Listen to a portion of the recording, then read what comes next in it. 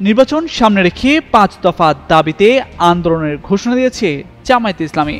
এরই অংশ হিসেবে 3 দিন রাজধানী সহ সারা দেশে বিক্ষোভ কর্মসূচি ঘোষণা করেন দলের নায়েবে আমির ডাক্তার সৈয়দ আব্দুল্লাহ মাহমুদ তাহের। তবে কর্মসূচি ঘোষণার ঠিক একদিন পরই নতুন বার্তা দিল দলটি।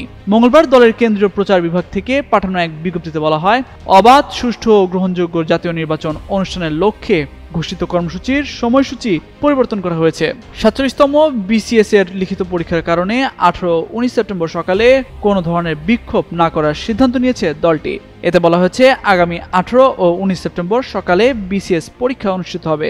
বিষয়টি আমলে নিয়ে বিসিএস পরীক্ষার সুষ্ঠু ও শান্তিপূর্ণ পরিবেশ নিশ্চিত করার স্বার্থে জামায়াতে ইসলামী অত্যন্ত সচেতন ও দায়িত্বশীল অবস্থান নিয়েছে। তবে বিকেলে কর্মসূচি পালন করলে পরীক্ষার কার্যক্রমে কোনো ব্যাঘাত ঘটবে না।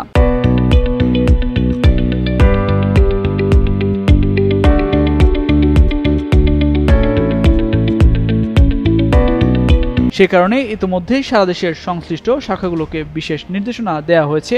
18 ও 19 সেপ্টেম্বর সকালে কোনোভাবেই বিক্ষোভ কর্মসূচি পালন করা যাবে না। কর্মসূচি শুধু বিকেলে অনুষ্ঠিত হবে। উল্লেখ্য, আগামী 19 সেপ্টেম্বর সকাল 10টা থেকে দুপুর 12টা পর্যন্ত বিসিএস পরীক্ষা অনুষ্ঠিত হবে। এতে অংশ নেবেন 3,74,747 জন চাকরি প্রার্থী।